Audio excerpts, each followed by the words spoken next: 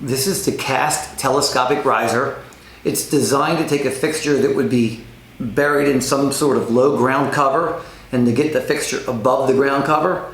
So what this is the fixture will drop down inside and lock in here. Then this bottom piece would loosen, and then you can telescope the riser up and down to get it above the ground cover. It locks in place. This is our canopy mount.